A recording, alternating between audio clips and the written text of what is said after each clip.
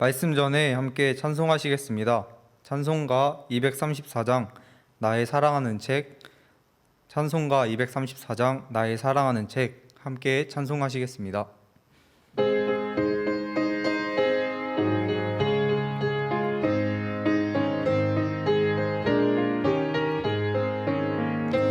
나의 사랑하는 책 비록 헤어졌으나 어머님의 무릎 위에 앉아서 재미있게 듣던 말 그때 일을 지금도 내가 잊지 않고 기억합니다. 귀하고 귀하다 우리 어머님이 들려주시던 재미있게 듣던 말이 책 중에 있으니 이 성경심이 사랑합니다. 옛날 용맹스럽던 다니엘의 경험과 유대 임금 다윗 왕의 역사와 주의 선지 엘리야 병거 타고 하늘에 올라가던 일을 기억합니다. 귀하고 귀하다 우리 어머님이 들려주시던 재미있게 듣던 말 그 책 중에 있으니 이 성경심이 사랑합니다. 예수 세상 계실 때 많은 고생하시고 십자가에 달려 돌아가신 일 어머님이 읽으며 눈물 많이 흘린 것 지금까지 내가 기억합니다. 귀하고 귀하다 우리 어머님이 들려주시던 재미있게 듣던 말이 책 중에 있으니 이 성경심이 사랑합니다. 그때 일은 지나고 나의 눈에 화나오 어머님의 말씀 기억하면서 나도 시시때때로 성경 말씀 읽으며 주의 뜻을 따라 살려 합니다. 귀하고 귀하다 우리 어머님이 들려주시던 재미있게 듣던 말이 책 중에 있으니 이 성경심이 사랑합니다.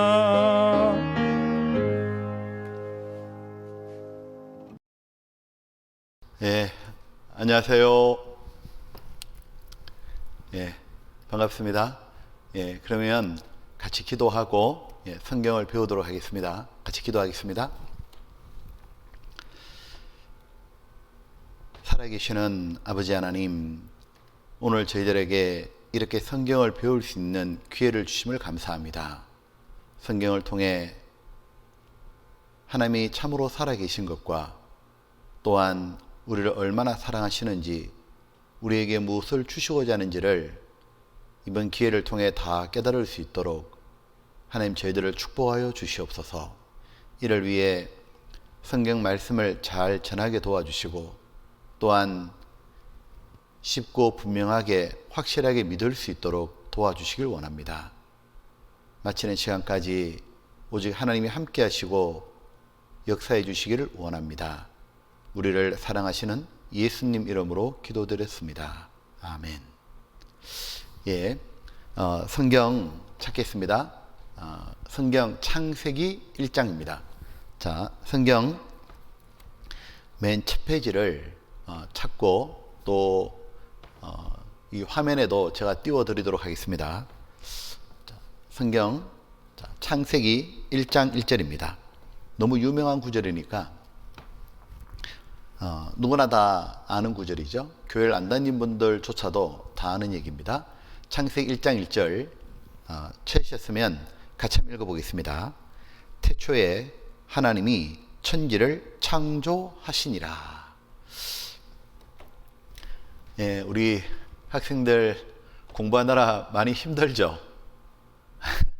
특별히 이제 지금 고등학생들은 예전보다 훨씬 더 힘들었을 것 같습니다. 코로나 때문이죠. 학교 출석도 덜쭉날쭉해야 되고 여러 가지로 시간 조절도 힘들고 많이 힘들었을 것 같습니다. 이모저모로 많이 힘들었을 텐데 코로나 그러면 누구나 다 코로나는 안 걸리길 바라죠. 그래서 마스크도 쓰고 있고 지금처럼 또 거리도 띄어서 앉고 또 손도 씻고 또 백신도 미리 접종하죠. 자, 그런데 코로나는 안 걸릴 수도 있고 또 피할 방법도 있습니다. 그런데 사람이 아무리 노력해도 도저히 피할 수 없는 문제가 있어요. 그 문제가 뭘까? 그런데 이 문제는 코로나하고 비교할 수도 없을 만큼 내 인생의 가장 중요한 문제예요. 그것이 무엇일까? 그리고 이 문제는 모든 사람에게 언젠가는 반드시 닥치는 문제예요.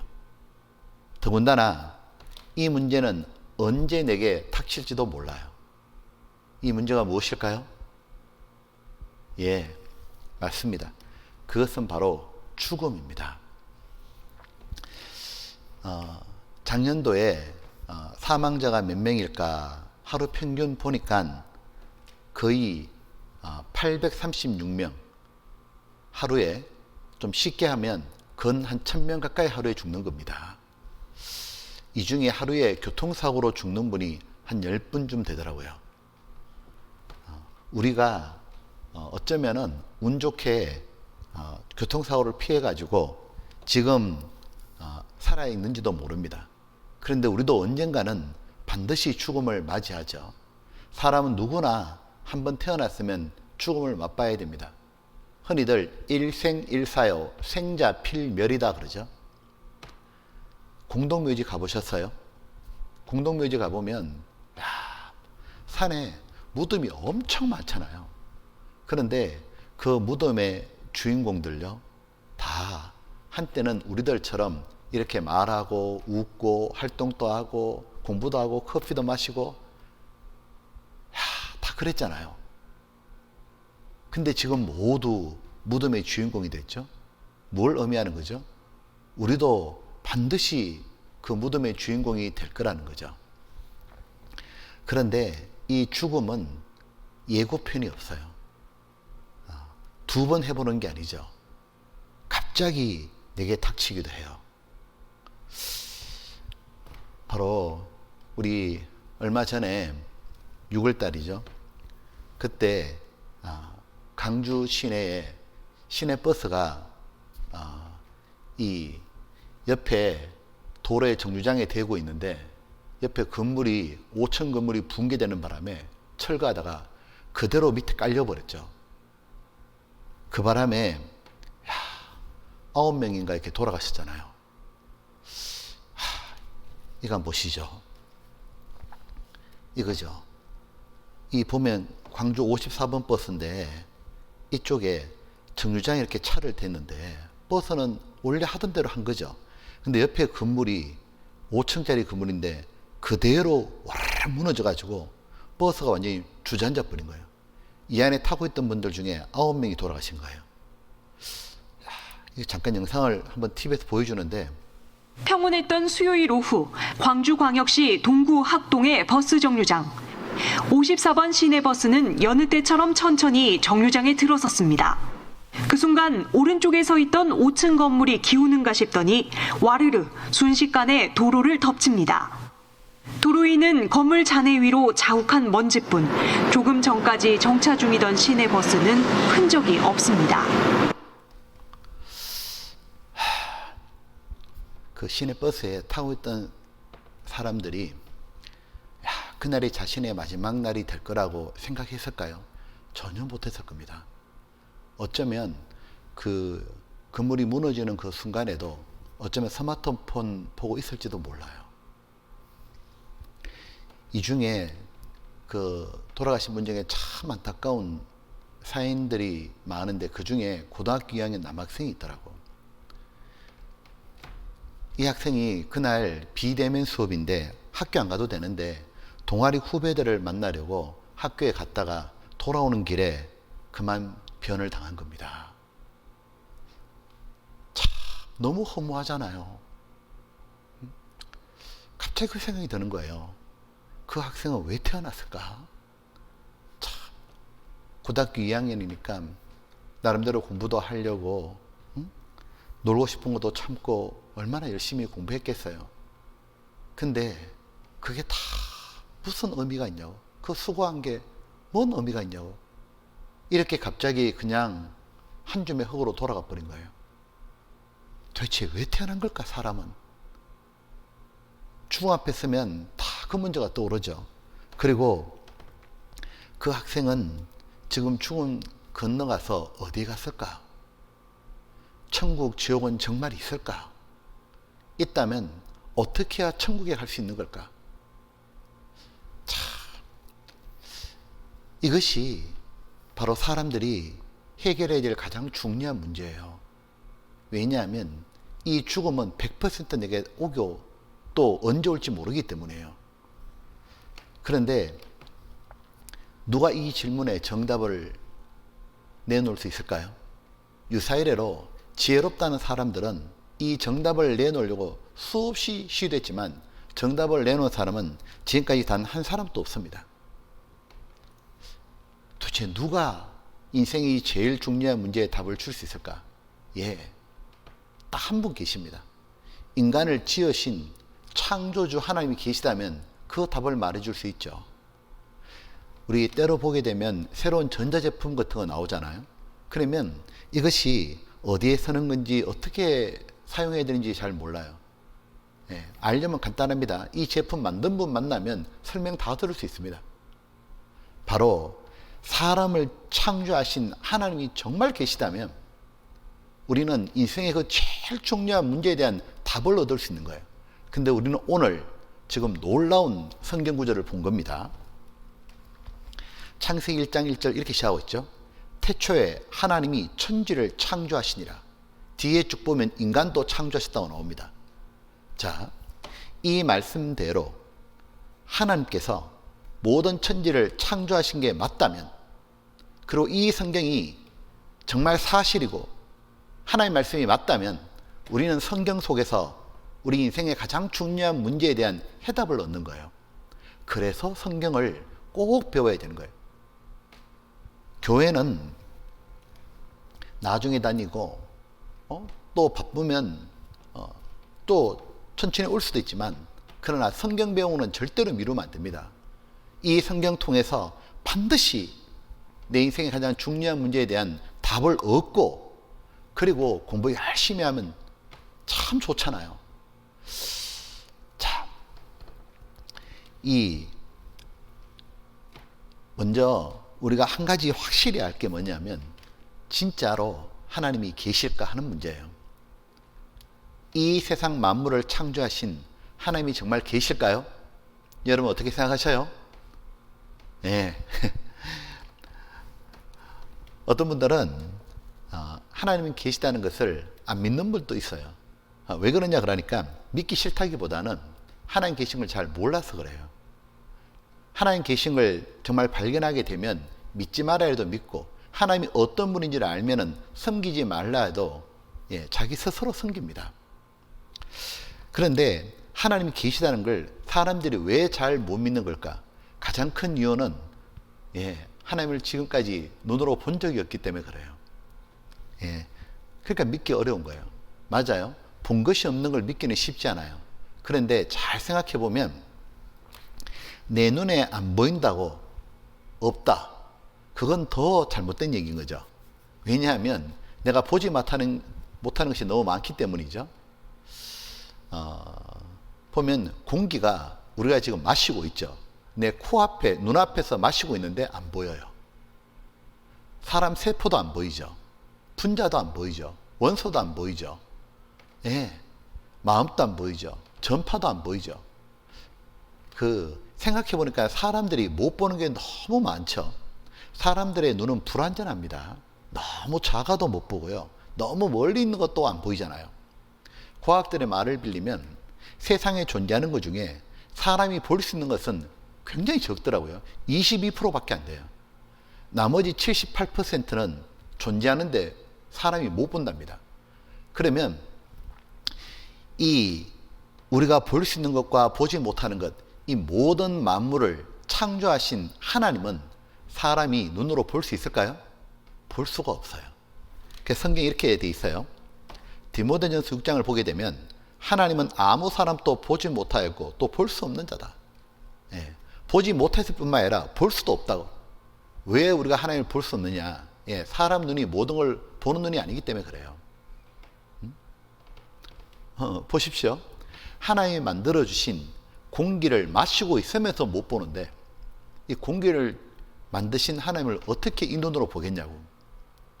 자, 그리고 왜 또 우리가 하나님을 못 보느냐 하면 아주 중요한 이유가 있어요. 그것은 하나님은 우리 같은 사람이 아니에요.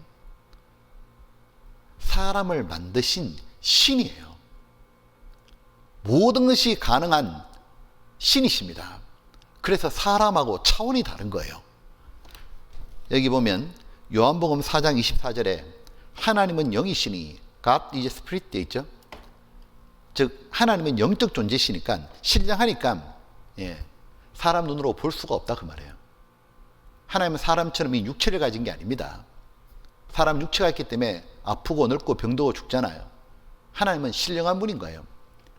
그렇기 때문에 영적 존재시니까 인간이 볼 수가 없는 거예요.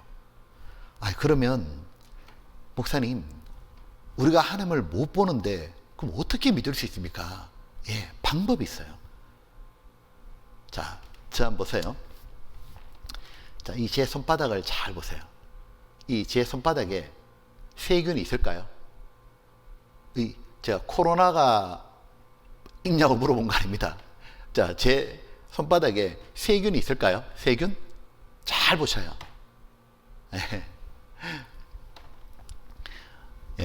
어떤 분 있다고 하죠. 보여요? 안 보입니다. 근데 왜 있다는 걸 아느냐? 현미경 통해서 보면 보인다 그 말이에요. 멀리 있는 별은 만원경이나 매개체 통하면 보이죠. 이처럼 우리가 하나님을 눈으로 볼 수 없지만 하나님을 알 수 있는 하나님 매개체를 주셨어요. 많이 주셨는데 그 중에 가장 확실한 매개체가 뭐냐면 바로 우리가 가지고 있는 성경이에요. 이 성경은 쉬운 말로 하면 하나님이 사람에게 보낸 편지를 알 수 있는 거예요. 편지는 내용이 있잖아요. 이 성경 속에 하나님이 어떤 내용들을 담아두셨냐면 착하게 살아라, 죄 잊지 말아라. 아니요. 그보다 훨씬 더 많은 내용을 담아둔 게 있어요. 그게 뭐냐면 하나님이 계시다는 증거들을 성경에 가득 담아두셨어요. 그래서 교회를 한 번도 안 다녔던 사람이라 할지라도 성경을 바르게 진지하게 배우잖아요. 하나님 계시는구나. 저절로 믿어져요. 믿는 건 어려운 게 아니에요. 믿는 건 교회 열심히 다니는 게 아니라 믿을 수 있는 증거만 발견하면 자연스럽게 믿어지는 거예요. 이 성경 속에 하나님을 믿을 수 있는 증거가 너무 많기 때문에 성경을 조금만이라도 배우잖아요. 쉽게 하나님 계시는구나 믿어져요. 그리고 이 성경 속에 바로 우리가 그토록 궁금했던 죽음의 문제, 죽음 이후에 어떤 일이 벌어지는지, 어떻게 해야 천국에 갈 수 있는지 그 모든 내용도 성경에 들어있는 거예요. 그래서 누구든지 간에 성경을 진지하게 배우잖아요. 하나님 살아계신 것도 발견하고 자기 인생의 문제도 해결되고 그러니까 삶이 완전히 변화가 되는 거예요. 이 편지를 받으면은 편지를 이제 뜯어서 봉투를 뜯고 안에 내용을 읽어봐야 되잖아요. 내용을 쭉 읽어보면 자연스럽게 상대가 어떤 분인지 어떤 마음인지 알 수 있잖아요. 성경을 자연스럽게 배우면 하나님이 어떤 분인지도 알게 되고, 예, 충분히 믿을 수 있어요. 그래서 하나님은 사람들에게 뭘 요구하시냐면 무조건 교회 열심히 가고 기도 많이 하고 헌금하고 그렇게 하라고 안 했습니다. 하나님은 바로 하나님 주신 이 책 성경을 자세히 읽어보라 그러신 거예요. 왜? 자세히 읽어보게 되면 하나님이 어떤 분인지 알게 되고, 그러면 하나님을 믿게 되는 거예요. 하나님이 얼마나 우리를 사랑하시고 얼마나 좋은 분인지 알고 믿고 난 다음에 너무 기쁘고 행복한 겁니다. 자, 하나님께서는 이 성경을 사람들한테 어떻게 전해주셨을까? 하나님께서 하늘에서 성경 둘둘둘 말아가지고 얘들아 받아라! 넵! 하고 이렇게 받은 게 아닙니다.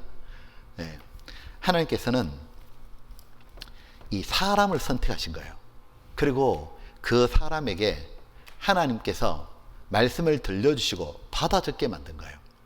초등학교 들어가게 되면 가장 먼저 치는 시험의 종류가 받아쓰기죠. 선생님이 불러주는 걸 받아 적잖아요. 이처럼 하나님께서도 사람에게 하나님의 말씀을 받아 적게 만든 거예요. 자, 앞에 한번 볼게요. 성경 베드로후서 1장 20절로 21절에 이래 되어 있습니다. 먼저 알 것은 성경의 모든 예언은 사서로이 풀 것이 아니니 예언은 언제든지 사람의 뜻으로 낸 것이 아니요. 사람이 마음대로 지어낸 게 아니다 그 말이죠. 성령, 거룩한 영, 하나님의 영입니다. 감동하심을 입은 사람들이 같이 읽어볼까요? 하나님께 받아 말한 것입니다. 네.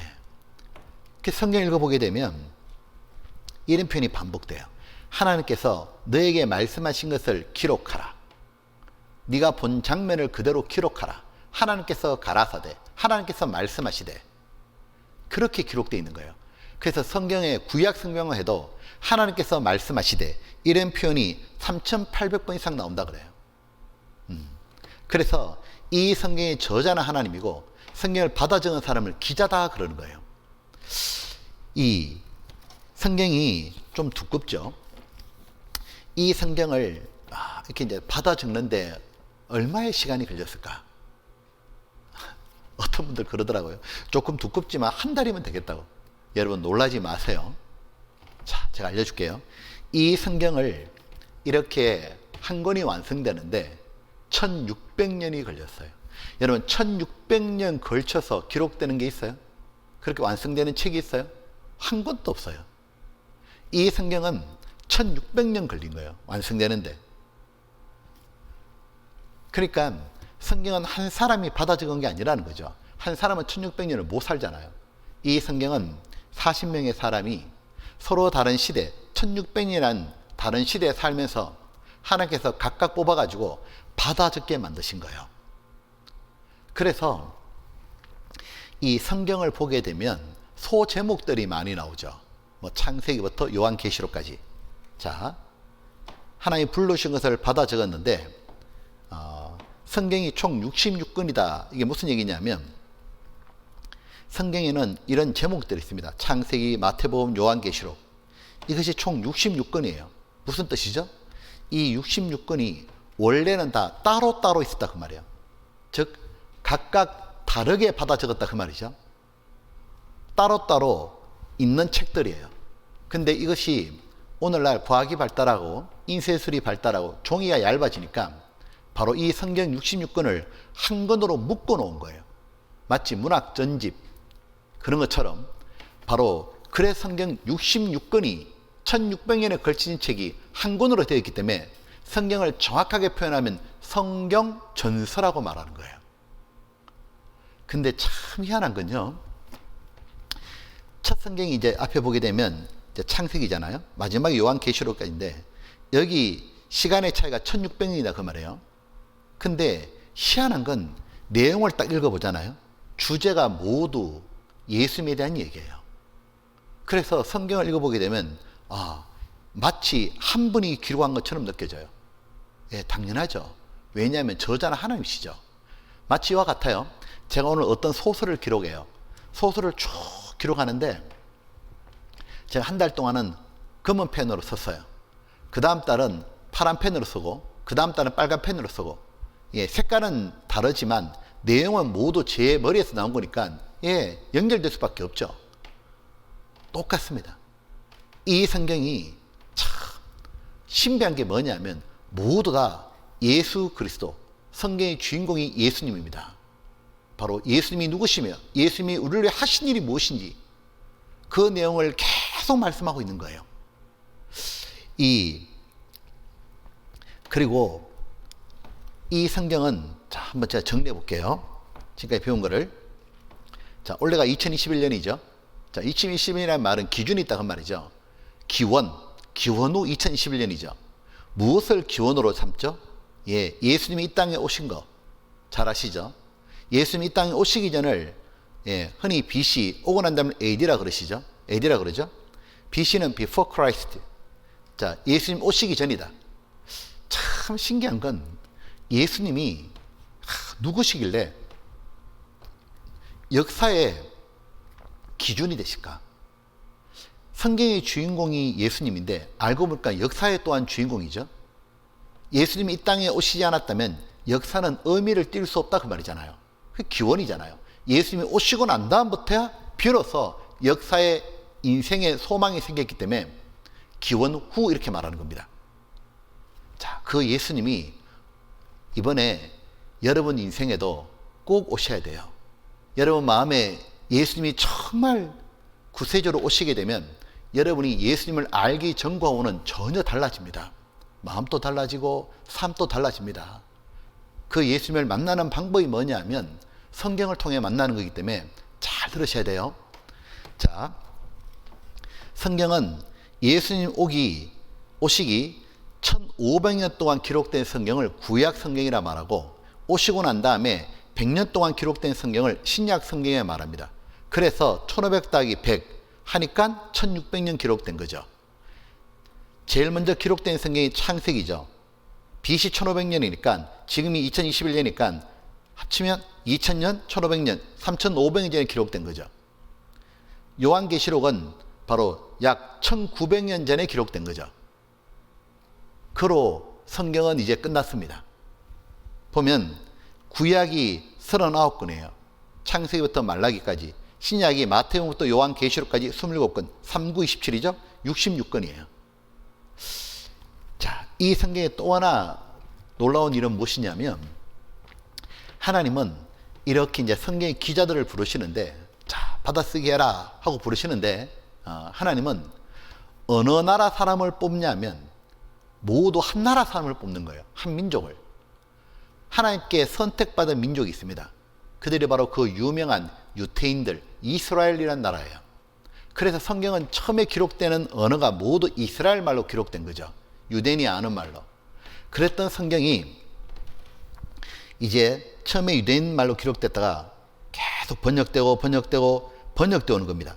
이렇게 번역돼 가지고 보면 지금 3,400개 이상 언어로 번역된 거 아셔요? 그 훌륭한 책은, 유명한 책은 그 나라에서만 팔리는 게 아니죠. 다른 나라 말로 번역돼 가지고 막 세상에 이제 팔리지 않습니까? 근데 아무리 유명한 책도 세상 모든 나라 말로 번역된 책은 없습니다. 유엔이 보통 인정하는 나라 숫자가 한 230개 좀 넘지 않습니까? 근데 성경은 모든 나라 말로, 유엔 인정하는 모든 나라 말로 번역되어 있고 세계 여행하면 어느 나라 가든지 그 나라 말로 기록된 성경을 찾는 겁니다. 다 있습니다. 근데 그 정도가 아니에요. 아예 성경은 3,400개 이상 언어로 번역된 거예요. 한 나라에도 여러 민족이 같이 살고 있죠. 서로 다른 언어를 쓰는. 그래서 사람들이 이제 중요한 언어로는 다 번역된 게 성경입니다. 참 놀라워요.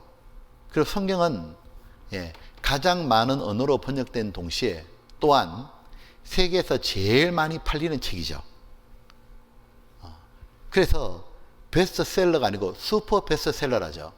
뿐만 아니라 이 성경은 흔히들 인류 최고의 책이라고 말하죠. 왜냐하면 인류에 가장 큰 영향을 끼쳤기 때문이죠. 성경이 사람의 삶을 완전히 변화시켰기 때문입니다. 이 서양학자 다린프리라는 분의 논문에 보면은 이 서양 문명의 70%가 모두 성경을 배경으로 하고 있다 되어 있잖아요. 이 바로 성경이 우리에게는 어떻게 오게 됐을까 한번 보시죠. 자, 먼저 한번 읽어보시죠. 예, 이것이 바로 이스라엘 말입니다. 그 이스라엘 말이 영어로, 자, 한글로, 중국, 일본어로 쭉 번역돼 가지고 우리나라는 1800년대 영국 성경이 국내 첫 전례했는데 바로 이 성경을 같이 번역하던 장면입니다. 참 귀한 분들이죠. 그래서 오늘날 우리에게 성경이 왔고, 보면 이건 2018년도 자료인데요. 3324개, 지금 3400개 이상 언어로 번역되어 있습니다. 세계 최고의 베스트셀러 성경 읽기, 성경 인류 최고의 책이라는 칭호를 가지고 있습니다. 한국에도 넘버원, 가장 많이 팔린 책이 바로 성경입니다. 예. 이 보면 이 유명한 과학자나 정치인들, 사상가들이 하나님을 믿었죠. 또 성경을 믿었죠. 그 중에 대표적인 인물이 누구냐면 아이작 뉴턴입니다. 여러분 이분 아시죠? 영국의 물리학자, 천문학자, 수학자, 이 만유인력 법칙을 발견했던 아이작 뉴턴. 이 뉴턴에 대해서 독일 철학자 라이프니츠는 지금까지 인류 역사의 수학을 놓고 볼 때 뉴턴이 이룬 업적이 반 이상이다. 그러니까 지금까지 과학자 중에 가장 놀라운 업적, 천재를 뉴턴이라 말하잖아요. 근데 뉴턴이 그렇게 뛰어난 과학자인데 하나님을 진실이 믿었다는 거 아셔요? 뉴턴은 이런 말 했잖아요. 내 모든 발견은 바로 기도의 결과입니다. 근데 이 뉴턴이 과학 연구하는 것도 하지만 성경을 그렇게 가까이 하고 많이 읽었다 그러잖아요. 그리고 뉴턴은 아주 유명한 말을 남겼습니다. 이렇게 말했습니다. 성경에는 사람이 반드시 알아야 되는 확실한 진리가 있다. 성경에는 사람이 반드시 알아야 되는 확실한 진리가 있다. 진리가 뭐예요? 복잡할 거 없죠. 사실이다 그 말이죠. 팩트. 이 성경에는 우리가 꼭 알아야 되는 아주 중요한 사실이 있다. 확실한 진리가 있다. 자, 어떤 진리가 있을까? 자, 지금부터 성경 한번 배워보는 겁니다. 자, 그 첫 번째 진리죠. 창세기 1장 1절에 이렇게 되어 있습니다. 태초에 하나님이 천지를 창조하시니라. 하나님께서 이 성경을 딱 펼칠 때 가장 먼저 알려주고 싶은 사실이 뭐냐? 바로 하나님이 이 모든 만물을 창조해서 바로 이 세상이 시작되었다. 그걸 가장 먼저 말씀해 주고 싶은 거예요. 하나님은 이 모든 만물을 창조하신 절대자, 유일신이라는 걸 우리에게 먼저 알려주고 싶은 거예요. 그 아이들은 자라면서 엄마에게 계속 질문하죠. 이것저것 계속 물어보죠. 특별히 기차가 지나가면 엄마 저 기차는 누가 만들었어요? 자동차 지나면 엄마 저 자동차는 누가 만들었어요? 저 이 냉장고는 누가 만들었어요? 저 빌딩은 누가 만든 거예요? 엄마는 대답해 줍니다. 친절하게. 그러다 아이가 갑자기 엄마 그럼 저 달님은 누가 만들었어요? 저 별님은 누가 만들었어요? 저 귀여운 강아지는 누가 만들었어요? 엄마 저 예쁜 꽃은 누가 만들었어요? 하고 쭉 묻잖아요. 그러면 엄마가 뭐라 대답해요? 아빠한테 물어봐. 너도 크면 알아. 보면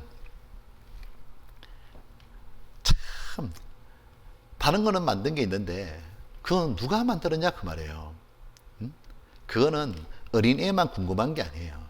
사실은 사람이면 누구나 한 번쯤 생각해보고 마음속에 계속 올라오는 궁금증이에요.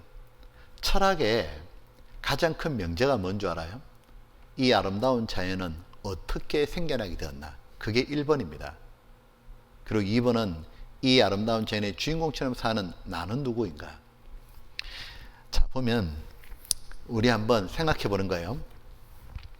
이 세상, 우주 만물은 어떻게 생겨나게 된 걸까요? 자, 먼저 저절로 생겨난 것은 분명히 아니에요. 그건 절대로 아니죠. 왜냐하면 저절로 생겨나는 것은 없기 때문에 그래요. 컵도, 마이크도, 피아노도, 노트북도, 옷, 신발, 안경도 다 누가 만들어서 지금 생겨난 거잖아요. 여기는 이 교탁도 누가 만들어 갖다 놓은 거잖아요. 그러니까 집들을 보잖아요. 보면은 집들 볼 때마다 다 지은 사람들이 있죠. 설계하고 만든 사람들이. 집마다 다 나름대로 지은 사람이 있잖아요. 그것처럼 이 우주 만물도 지은 분이 계시다 그 말이에요. 이 보셔요. 성경 히브리서 3장 4절을 보게 되면 집마다 지은 이가 있으니 만물을 지으신 이는 하나님이시니라. 보면 책상도 만든 이가 있으니, 안경도 만든 이가 있으니, 피아노도 만든 이가 있으니, 노트북도 만든 이가 있으니, 신발도 만든 이가 있으니 하루 종일 할 수 있습니다. 하루 종일. 왜요? 진리기 때문에 그래요. 즉 저절로 생겨나는 건 없다. 이게 진리다 그 말이에요. 그것처럼 이 우주 만물도 저절로 생겨난 게 아니다 그 말이에요. 그러면 누가 만들었냐 그 말이에요. 누가? 확실한 거는 저는 만들지 않았습니다. 그럼 뭐 옆집 아저씨가 만들었습니까? 그분도 만들지 않았습니다. 왜요? 사람은 만들 수 있는 게 아니에요. 사람은 강아지가 못하는 건 할 수 있죠. 사람이 능력이 돼 있으니까. 사람은 뭘 할 수 있냐면 사람은 개가 못하는 집도 만들고 빌딩도 만듭니다. 그러나 사람의 능력은 한계가 있잖아요. 사람이 빌딩은 만들어도 사람이 사는 지구는 못 만들잖아요. 사람이 댐도 건설하지만 바다를 못 만듭니다. 사람이 지붕을 만들지만 하늘을 만들 수 없고, 사람은 곰 인형은 만들지만 진짜 있는 살아있는 곰 못 만들잖아요. 사람은 우주를 보면서 천체를 연구하면서 태양계 모형은 만들었거든요. 진짜 어마어마한 태양계는 못 만들잖아요. 보면 그렇다면 누군가 그 말이에요. 이 모든 걸 만드신 분, 우주 만물을 만드신 분은 도대체 사람과 비교할 수 없는, 말할 수 없는 지혜와 능력을 소유한 분인데 누굴까? 누굴까? 사람들이 그토록 궁금해하는 것을 하나님은 바로 이 성경 처음에 간단 명료하게 알려주는 거예요. 태초에 하나님이 천지를 창조하시니라. 만물을 지으시는 하나님이시니라. 즉, 이 세상은 하나님이 모두 만들어서 생겨나게 되었고, 바로 하나님이 이 모든 만물의 주인이다 그 말인 거예요. 저 높은 산, 깎아내린 절벽들, 깊은 바다, 드넓은 바다, 우주, 작은 벌레에서 동식물, 사람까지 이 모든 것의 주인이 누구냐? 바로 하나님이십니다. 이 사람에게 생명을 준 것도 하나님이기 때문에 생명을 거두는 것도 하나님이신 겁니다. 그래서 인명은 제천이요 목숨은 하늘에 있다고. 이 모든 만물의 주인은 하나님이시기 때문에 하나님께서 만드셨기 때문에 임의로 없앨 수도 있는 겁니다. 이 하나님은 이 모든 만물을 짓고 시작했다는 뜻은 무엇이냐면 하나님은 모든 게 가능하신 분이라는 거예요. 우주를 만든 분이, 태양을 만드신 분이, 천체를 만드신 분이, 드넓은 바다와 모든 동식물을 만든 분이 무엇을 못하시겠어요?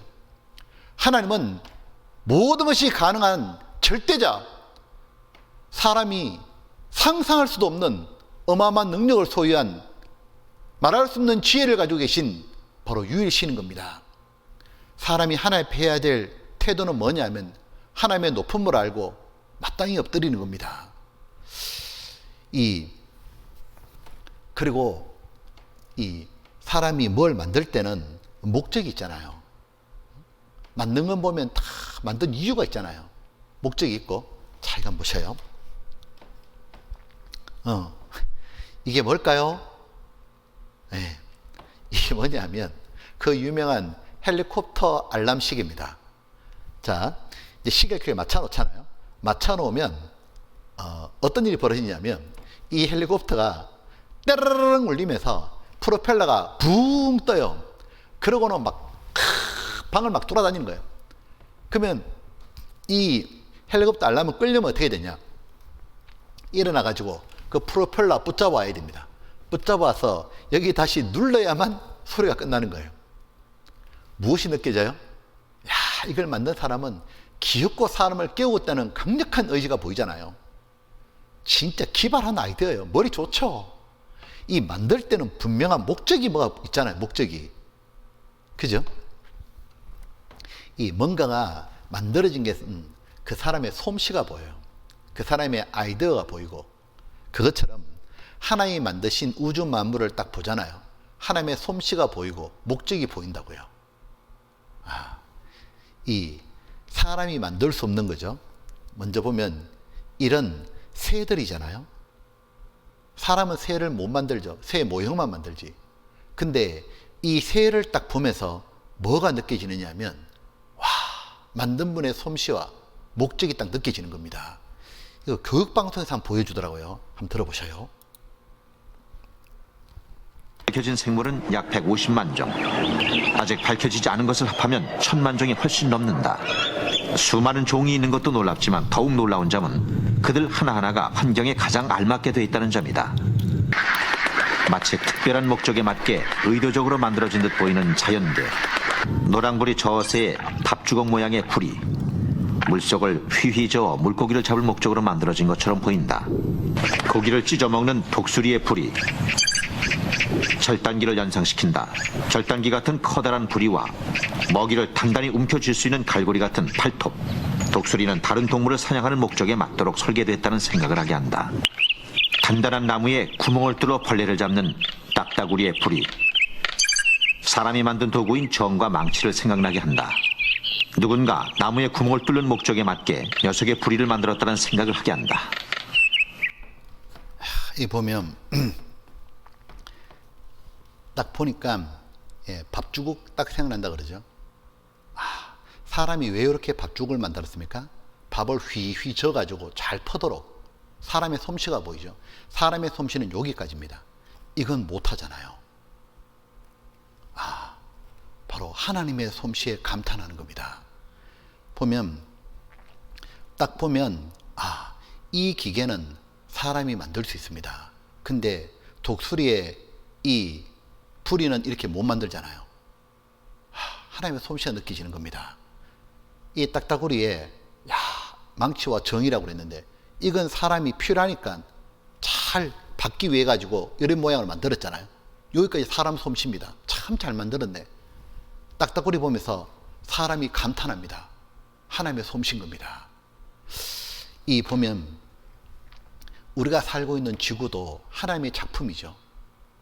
이 78억이 살고 있는데 이 지구에 사람이 산다는 게 기적 같은 일이잖아요.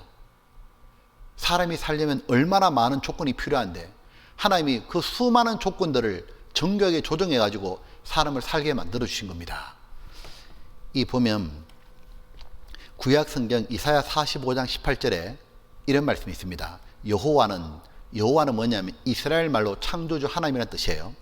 하늘을 우주를 창조하신 하나님이시며 하나밖에 없는 신이시고 땅도 지구도 조성하시고 견고케 하시되 단단하게 하셨는데 헛되이 창조치 아니하시고 사람으로 거하게 be lived in이죠. 지으시지 아니라 살 수 있도록 지으신 분이다. 자, 이 지구 the earth, 지구에 사람이 살 수 있도록 지구를 아예 조성하셨다 그 말인 거예요. 이 형성하셨다 그 말이에요. 공원을 조성하는 것처럼 아예 지구에 사람이 살 수 있도록 하나님은 지구를 만드셨다 그 말인 겁니다.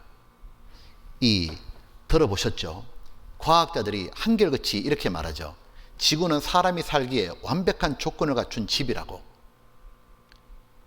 이 현대과학이 밝히는 게 뭐냐면 이 지구에 사람이 살려면 최소한 20만 가지 이상의 조건들이 있어야 되는데 보면 그 20만 가지 이상의 조건들이 서로가 얽혀 있고 아주 미세하게 정교하게 조정이 돼야 된다는 겁니다. 근데 지구가 정말 그렇게 되어 있다는 거예요. 제가 쉽게 한 가지 예만 들어보는 겁니다. 이 20만 가지 조건이라 그러면 뭐 태양도 있어야 되고 또 물도 있어야 되고 공기도 있어야 되고 그래야 사람이 살잖아요. 19만 9,990개까지 있어도 태양, 햇빛 하나 없으면 인간은 다 얼어 죽어버리죠. 에너지 자체가 안 오는 거잖아요. 근데 참 신기한 게 태양이 있기만 해서는 안 돼요. 왜냐하면 아주 적당한 모든 조건을 갖추고 있어야 되는 겁니다. 이를테면 태양이 지구하고 1억 5천만 킬로 떨어져 있는데 지금보다 좀 더 가까이 오면 어떻게 될까요? 지구는 다 타 죽어버립니다. 지금보다 또 멀어지면 얼어 죽습니다. 또 태양이 지금보다 지구 크기보다 훨씬 더 크면 어떻게 될까? 지구는 태양으로 딸려가 버리는 겁니다. 인력 때문에. 또 지구에 사람이 살 수가 없는 겁니다. 또 하나는 뭐냐면 태양과 지구가 이렇게 마주보고 있잖아요. 한번 보면 이래 되어 있습니다. 이 태양과 지구의 1억 5천만 킬로입니다. 가까이 가면 타버리고 멀어지면 얼어버리죠. 근데 이렇게 있기만 해야 안 되고 지구가 하루에 한 바퀴 이렇게 회전하죠. 그걸 자전이라 그러죠. 지구가 돌아야 돼요. 하루에 한 바퀴. 안 돌면 어떻게 돼요? 지구가 자전 안 하면 어떻게 돼요? 뭐라고요? 좋습니까? 지구가 안 돌면 어떻게 돼요? 그럼 우리가 돌아버려요. 왜요? 지구가 안 돌면 어떤 일이 벌어지냐면 이쪽에 있는 사람, 이쪽은 계속 햇빛이 오죠. 다 타 죽어버리고 반대편에 검은색이죠. 밤이죠. 다 얼어 죽어버리는 거예요. 그러니까 반드시 하루에 한 바퀴 돌아야 되는 겁니다. 겨울에 붕어빵 사 먹을 때 붕어빵 아저씨가 이 빵 돌리잖아요. 골고루 익으라고. 그러니까 지구는 하루에 한 바퀴 꼭 돌아야만 사람이 살 수 있는데 지구가 하루 한 바퀴 도는 것이 좌전 24시간 지나가잖아요. 속도가 얼마인 줄 알아요? 자동차 빨리 달리면 시속 200km 달리면 불안하죠. 타고 있으면. 그 KTX가 한 300km 이상 나오죠. 비행기가 한 시속가 뭐 1000km 이상 갑니까? 근데 보면 지구가 한 시속 몇 킬로 도는 줄 알아요? 1660km 돌아요. 근데 그래 돌아도 우리의 아무 느낌 없잖아요. 하나님이 사람이 살도록 견고하게 지어놓은 거예요. 이 보면 또 지구 무게가 59조 8천억 톤인데 이거보다 작으면 딸려가 버리죠. 자전이 속도가 시속 1660km입니다. 만약에 너무 빨리 돌면 어떻게 될까요? 낮밤. 한 달 만에 한 바퀴 돌면은 15일 동안 밤 못 삽니다. 딱 보니까 딱 시속 1660km 돌아야 돼. 그리고 이 지구가 태양 주변으로 한 바퀴 도는 걸 공전이라 그러죠. 그렇게 한 바퀴 다 돌면 1년 365일이 지나가잖아요. 그 속도가 총알의 30배 속도입니다. 시속 10만 7천 킬로예요. 그만큼 지구가 빨리 달려요. 78억의 인구를 태우고 달리는 자동차 같아요. 그냥 비행기처럼 날아가 버립니다. 시속 10만 7천 킬로로. 근데 가만히 보세요. 진짜 놀라운 건 이거라는 거예요. 거리, 무게, 자전 속도, 공전 속도 딱 이렇게 해야만 사람이 살 수 있다는 거예요. 이걸 가지고 뭐라고 말하냐? 정교하게 조정돼 있다. 파인 튜닝이라고 그래요. 그래서 이 천문학자들이 이제 지구 딱 보고 우주 보잖아요. 한결같이 하는 말이 뭐예요? 이건 설계된 거라고. 도대체 누가 어떤 능력을 소유했기에 이렇게 할 수 있는 걸까? 한번 EBS 방송에서 또 보여주더라고요. 한번 보여드릴게요. 이 교수님인데 이 교수님이 보통 교수님이 아닙니다. 세계적인 과학자입니다. 안녕하십니까, 이종욱입니다. 지구만이 유일하게 물이 액체로 존재할 수가 있어요. 지구보다 더 가까이 가면 물이 수증기로 증발해버리고 지구보다 더 멀면 물이 얼음이 되는 거예요. 만약에 우리 지구가 좀 크거나 작으면 또 어떻게 될까? 지금 크기보다. 만약에 달과 같이 조금 작다면 여러분 달 가보면 고기가 없다는 거 이미 다 판명이 됐죠? 이미 사람이 갔다 왔어요. 공기가 없습니다. 왜냐하면 너무 작아서 만유인력, 중력이 너무 약해요. 그래서 거긴 대기가 있을 수가 없고 다 탈출해버려요. 우리 지구는 크기가 아주 적절했고 또 태양으로부터의 위치도 적절했기 때문에 인간을 만들기 위한 너무나 완벽한 조건을 갖고 있는 우주에서 우리가 살고 있다는 겁니다. 어쩌면은 우리 우주는 우리 인간을 위해서 혹시 디자인된 것이 아닌가.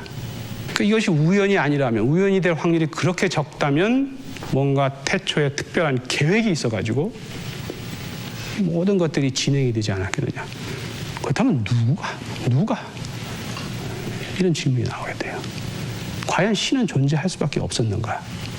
만약에 그것이 그런 대계획이다, 그랜드 디자인이다, 그렇다면 그것이 갖고 있는 의미는 무엇이고 목적하는 것은 무엇일까? 지금 이 교수님은 이렇게 말하고 있죠. 신은 존재할 수밖에 없고 이 우주와 지구를 만드셨는데 본인이 궁금한 것은 뭐냐면 그 왜 만드셨을까? 만드신 이유는 두 가지입니다. 하나는 뭐냐면 아까 배운 대로 사람이 살 수 있도록 지구를 만드셨고, 또 하나 이유는 뭐냐면 바로 이 지구를 보면서 하나님의 작품을 보면서 하나님의 솜씨가 어떤지를 보면서 하나님을 경외하라고, 하나님을 높이라고, 하나님이 어떤 분인지 알고 믿으라고 주신 겁니다. 그래서 이렇게 말하죠. 베일리 대학교 석좌 교수 월터 브래들리 이 교수님이 뭐라고 말하냐면 우리가 사는 지구는 매우 다양한 생명체들이 살아가는 데 놀라울 만큼 적합한 장소입니다. 그러므로 지구가 우연히 생겨났다고는 도저히 믿을 수가 없습니다. 자연 속에 새겨진 수학 법칙들과 우주 상수들, 생명체가 살기 위해 있어야 될 수많은 조건들은 지구가 우리를 위해 정교하게 만들어졌음을 보여줍니다. 레이저 원리로 노벨 물리학상 받았던 찰스 타운즈 박사님, 과학자들, 특히 물리학자들은 이곳 지구는 매우 특별한 세계라는 것을 인정하고 있습니다. 모든 사물들은 우리들이 존재하기 위해서 정확한 질서 체계를 유지하고 있습니다. 그런데 이러한 특별한 지구가 어떻게 우연히 생겨날 수 있겠습니까? 바로 창조주 하나님의 솜씨다 그 말이잖아요. 하나님께서 이 작품을 통해서 우리에게 알려주고 싶은 게 이겁니다. 하나님의 영원하신 능력과 신성, 하나님의 지혜입니다. 하나님의 솜씨가 그 만드신 만물에 분명히 보여 알게 되나니 그러므로 저희가 핑계치 못할지라. 하나님이 없다라고 말 못한다 그 말인 거예요. 바로 피아노를 보게 되면 피아노 만든 사람이 없다 이 말 못하잖아요. 마이크 보게 되면 마이크 만든 사람이 있네 말할 수밖에 없잖아요. 이 우주 만물을 보면서 와, 이걸 만드신 분은 사람과 도저히 비교할 수 없는 어마어마한 능력과 지혜를 가지고 있는 신이시구나. 창조주가 정말 계시는구나. 이거를 사람들로 하여금 알게 만드셨다 그 말인 거예요. 우리가 하나님을 본 적은 없지만 충분히 그래서 하나님을 믿을 수 있는 거예요. 자, 보세요. 이 해변가에 이렇게 발자국이 막 찢겨 있어요. 모래사장에. 그러면 우리는 누군가 이곳을 다녀갔구나. 내가 보지 않았지만 흔적을 보면서 충분히 믿을 수 있죠. 그것처럼 바로 이 우주 만물, 동식물, 이 모든 것들은 하나님의 흔적인 겁니다. 하나님이 해놓으신 거구나. 작품이구나. 그걸 통해 누구든지 모든 만물을 창조한 하나님을 믿을 수 있다 그 말인 거예요. 그리고 하나님은 그 정도로 하신 게 아닙니다. 이 만물만 가지고 아니고 하나님이 이 모든 우주 만물을 창조했다는 것을 이제 성경으로 증거해 주시는 거예요. 자, 보면 이 창세기가 이제 성경에 처음 나오는 책이죠. 창세기가 무슨 뜻이에요? 뭐라고요? 창세기라고요. 창세기는 뭐냐면 하나님이 세상을 창조한 이야기다 그 말이잖아요. 즉 세상을 어떻게 창조하셨는지 하나님은 쭉 말씀해 주는 내용이 창세기예요. 창세기 1장에 보면 창조하신 순서가 나와요. 우주를 만드시고 지구를 만드시고 생명체 살아갈 수 있는 햇빛, 공기, 물 같은 걸 주시고 그 다음에 식물을 종류대로 만드시고 그 다음 이제 동물을 종류대로 만드시고 그리고 이 자연의 주인공인 사람을 남자 여자로 맨 마지막에 창조했다고 성경 창세기 1장에 나와요. 사람은 주인공이니까 무대의 맨 마지막에 등장했던 거예요. 그 창세기 2장 가게 되면 사람이 제일 중요하기 때문에 그 사람이 어디에서 어떻게 살았는지를 에덴 동산 얘기를 자세히 기록해 둔 거예요. 그리고 이 성경 곳곳에 하나님께서 이 우주 만물을 어떻게 창조하고 다스리는지를 기록해 두셨는데 이런 기록들이 정말 우리를 너무너무 놀라게 하네요. 오늘 시간이 되는 대로 몇 가지만 한번 살펴보려고 합니다. 자, 이거 한번 보셔요. 이 욥기라는 성경이 3,500년 전에 기록된 성경이거든요. 욥기 26장 7절에 이런 내용 나옵니다. 하나님은 그 말이에요. 북편 하늘을 허공에 펴시며 땅을 공간에 다시며. 참 참 이 내용이 너무너무 놀라운 내용입니다. 자, 북편 하늘을 허공에 펼쳤다. 자, 영어로 이렇게 돼 있죠. 자, 우리는 이제 수준 있는 고등부니까, 자, he spread out. 하나님이 밖으로 쫙 펼치셨는데, the north skies. 북쪽 하늘이 over empty space. 이 북쪽 하늘 그 아래에 보면은 빈 공간이 있다 그 말인 거예요. 근데 사람들이 아무리 북쪽 하늘을 봐도 빈 공간이 안 보이잖아요. 하늘에 수많은 별이 있는데 북쪽이라고 뭐 빈 공간입니까? 별이 많잖아요. 북극성, 북두칠성, 카시오페아, 동서남북 다 별이 있는데 이 북쪽 하늘에 어떻게 허공이 있냐 그 말인 겁니다. 이게 이해가 안 되는 거예요. 근데 이제 과학이 발달하고 계속 발달하다가 이제 이 천문학 쪽에 망원경이 계속 이제 발명이 됐잖아요. 그러다가 1980년대 망원경에 획기적인 일이 벌어집니다. 바로 우주 공간에서 망원경을 띄워가지고 우주를 직접 촬영하는 것, 허벌 망원경이 발명이 돼요. 이 허벌 망원경이 딱 발명이 되자 미국의 3대 천문대에서 관측을 하는 겁니다. 하다가 북쪽 하늘을 딱 보다가 깜짝 놀랐잖아요. 왜냐하면 북편 하늘에 성경 말씀대로 진짜 허공이 있는 거예요. 이거 한번 보셔요. 이렇게 별이 다 많은데 육안으로는 북쪽에 다 별이 있잖아요. 근데 허벌 망원경 띄워보니까 허공이 나오는 거예요. 이게 어느 정도 허공이냐면 3억 광년, 빛이 엄청 빠른 속도로 3억 년을 가야 될 만큼의 그 얼마나 큰 공간이에요. 즉 1천여 개의 별로 구성되는 은하계가 2,000개는 들어가는 공간이랍니다. 발견됐잖아요. 이 성경이 정말 사실이네. 중앙일보 신문의 81년도죠. 우주에 불가사의한 공간이 있다. 미국의 3대 천문대 관측기가 밝혀졌다. 북두칠성 뒤에 지름이 3억 광년, 별도 별로 없이 텅 빈 상태다. 이 보면 이게 정말 신기한 겁니다. 3대 천문대거든요. 팔로마 천문대, 키트픽 천문대, 호킨스 천문대. 이쪽에서 허벌 망원경 쫙 연결해서 보는데 다 이루어진 겁니다. 이 보면 이 진짜 신기한 건 이건 겁니다. 도대체 이 욥기가 언제 기록된 거냐 그 말이에요. 우리는 80년대 해보면 불과 해봐야만 40년쯤 됐잖아요. 그제서야 북편 하늘 허공이 있는 거 알았는데 이 욥은 언제 사람이냐? 자, 요 성경 기록 연대표가 나오죠. 여기 보면 욥기는 욥이 기록했는데 BC 1500년경이니까 지금으로 치자면은 3500년 전이죠. 3500년 전에는 허벌 망원경이 없잖아요. 근데 욥은 이걸 어떻게 알았을까요? 간단합니다. 바로 우주를 만드신 하나님이 욥에게 알려준 거예요. 성경을 하나님 말씀이라고 하는 거예요. 그래서 자, 그리고 그 뒤에 구절도 또한 놀라운 겁니다. 이 땅을 공간에 다시며 하나님을 땅의 공간에 달았다고 되어 있는데 He span, 하나님이 걸어 놓으셨는데 the earth of nothing, 하나님이 지구를 매에 달아놨는데 아래는 허공이다 그 말이에요. 즉 빈 공간에 지구를 덩그러니 띄워놨다 그 말인 겁니다. 자, 보면은 이래 돼 있습니다. 이렇게 됐다 그 말이잖아요. 이게 그 유명한 블루 마블이죠. 잘 아시죠? 1972년도에 아폴로 17호의 승무원이 이제 우주에서 지구를 바라보고 찍고 난 다음에 지구에 전송한 사진이잖아요. 푸른 구슬처럼 아름답더라 그 말이에요. 이게 블루 마블이에요. 참 보면 지금은 이런 지구가 허공에 떠 있다는 걸 다 알잖아요. 근데 이 옛날 사람들은 지구가 허공에 떠 있다고 생각할 수 있을까요? 산이 있고 더 무거운 바다가 있고 동식물이 있고 이 지구가 땅에 딱 붙어 있지 밖에 나가서 보면 허공에 떠 있다. 상상도 못할 겁니다. 왜냐하면 무거운 건물일수록 기둥이 받치고 있죠. 큰 기둥이 더 받쳐지는 거죠.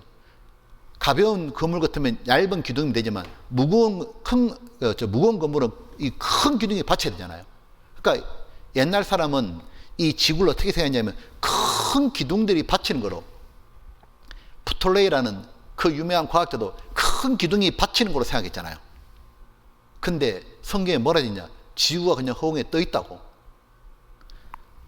이 허공에 떠 있다는 것을 이제 확실히 만원경을 가지고 관측하게 봐도 안 보이잖아요. 우주선 빠져나가야만 확실히 보이잖아요.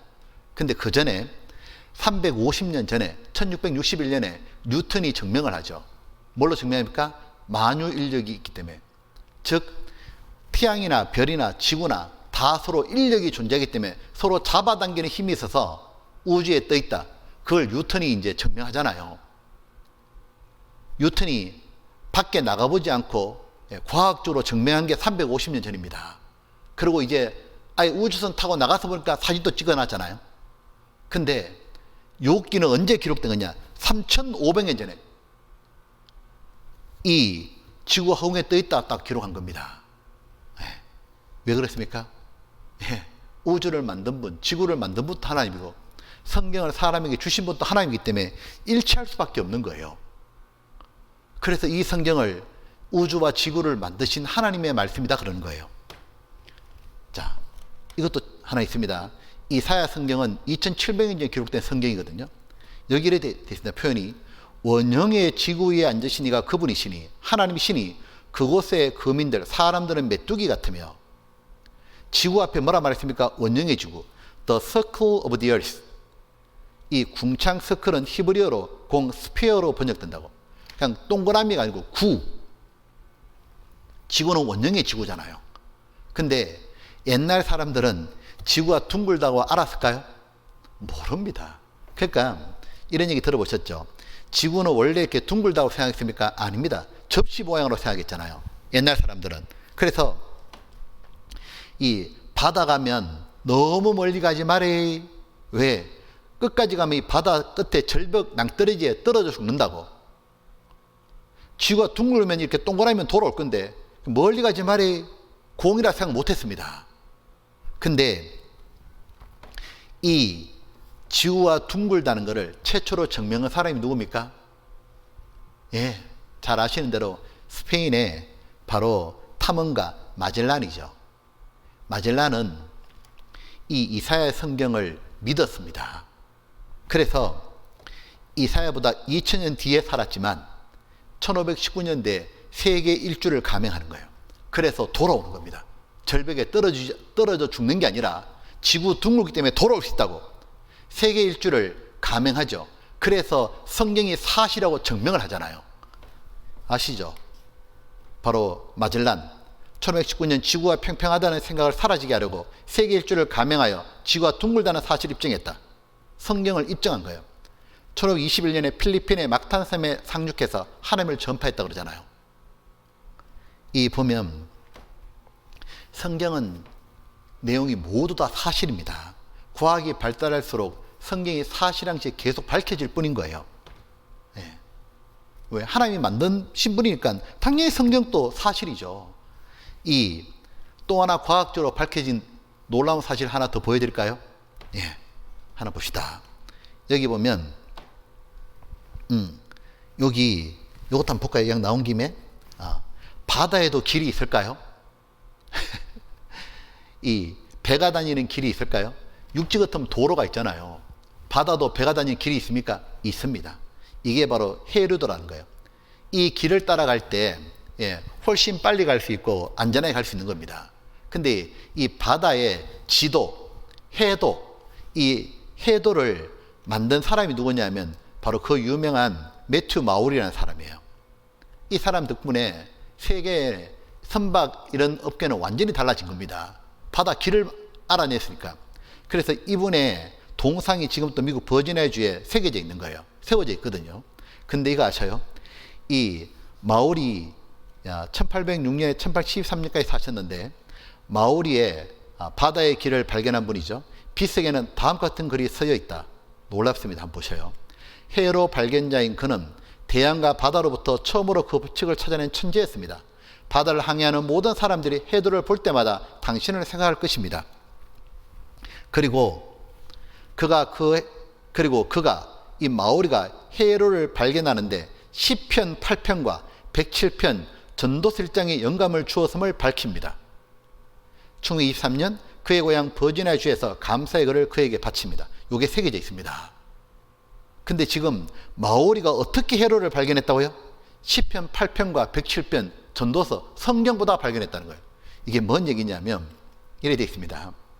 헤로와 헤로 발견자. 이 마오리가 원래 이제 장교인데, 해군 장교인데 어느 날 아픈 겁니다. 아파가지고 침대에 누워 있는데 마오리가 이제 신실한 크리스찬이니까 성경을 읽고 있는 거예요. 근데 본인이 힘드니까 아들에게 성경 읽어달라고 그런 겁니다. 그때 아들이 성경을 낸데 보셔요. 이 마오리의 이제 전기입니다. 한때 아파서 침대에 누워 꼼짝 못하는 일이 있었다. 그때 그의 아들이 그에게 밤마다 성경을 읽어주었다. 그러던 어느 날 그의 아들이 시편 8편 8절에 공중의 새와 바다의 어족과 헤로에 다니는 것이니다 라는 구절을 읽을 때, 자 여기 보면 이래 있죠. 이 구절에서 헤로가 있음을 알아냈다. 마오리는 만일 하나님께서 헤로가 있다고 말씀하셨다면 내가 이 침대에서 일어나는 날 바로 그 헤로를 찾으러 가겠다 라고 말했다고 한다. 그리고 일어나서 헤로를 찾으러 갔고 발견했잖아요. 깨달았습니다, 원리를. 그래서 이 시편 8장 8절 이렇게 되어 있는 거예요. 3000년 전에 기록된 성경인데 공중에 새가 있죠. 바다의 어족, 물고기가 있잖아요. 헤로, 바닷길에 다니는 것이니다. The path of the seas. 보면 이 바다를 만든 분도 하나님이시고 바다의 길을 만든 분도 하나님이시고 해류를 만든 분도 하나님이시고 성경을 주신 분도 하나님이시기 때문에 바로 이 성경을 통해 가지고 뭘 믿을 수 있냐면 바다를 만든 분이 하나님이시구나. 우주와 지구를 만든 분도 하나님이시구나. 누구든지 창조주 하나님이 계신 걸 믿도록 해놓으셨다 그 말인 거예요. 이 보면 또 하나 놀라운 또 보여줄까요? 자, 먼저 이게 되십니다. 물리, 천문, 지질, 성서는 과학의 총서다. 보면 이래 있죠.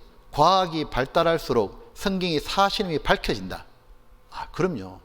성경과 과학, 과학의 과학적 증거들, 성경에 있는 과학적 사실들, 신앙과 과학 계속 밝혀집니다. 보면 자, 이거 하나 보여줄게요. 또 하나 놀라운 게 있는데 이 성경에 창세기 2장 7절에 하나님이 사람을 만드실 때 이렇게 만들었다 있습니다. 여호와 하나님이 흙으로 사람을 지으시고 생기를 그 코에 불어넣으시니 사람이 생명이 된지라. 즉 이 사람의 몸을 하나님은 흙의 성분으로 지었다 그 말입니다. 근데 어떤 학생이 저한테 그러는 겁니다. 자기는 이 창세기 2장 7절을 진짜 믿기 어렵다고. 왜냐하면 어떻게 흙으로 사람을 지을 수 있냐고. 왜냐? 손톱은 에나멜 같고 머리카락은 나일론 같은데 이게 어떻게 흙의 성분과 같겠냐. 제가 그랬습니다.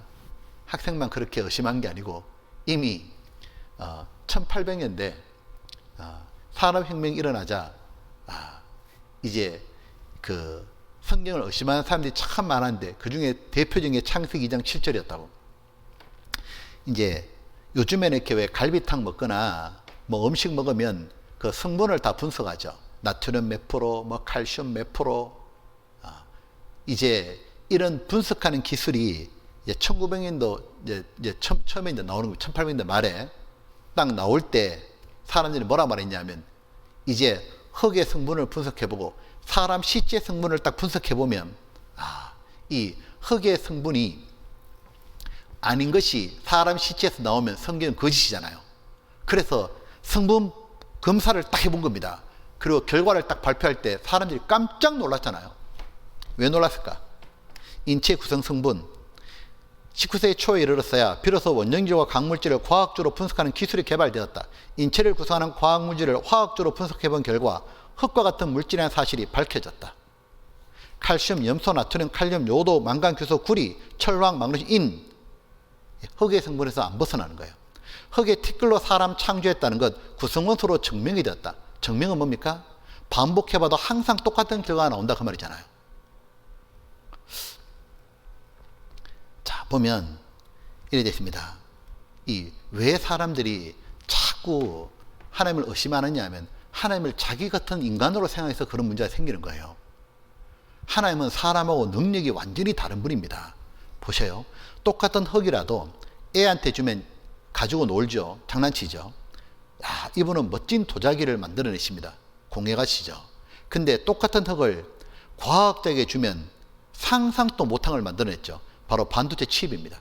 이 반도체 칩이 흙에서 모래를 추출하고 모래에서 실리콘 추출하고 정제 가공해서 반도체 칩이죠. 금보다 더 비싸잖아요. 보면 똑같은 흙인데 머리가 좋은 과학자는 반도체 칩 전혀 모양이 다른 걸 만들죠. 그러면 인간하고 비교할 수 없는 인간을 만드신 하나님이잖아요. 무한한 능력과 지혜를 가지신 하나님은 흙의 성분으로 반도체 칩이 아니라 바로 얼마든지 사람을 지으시는 겁니다.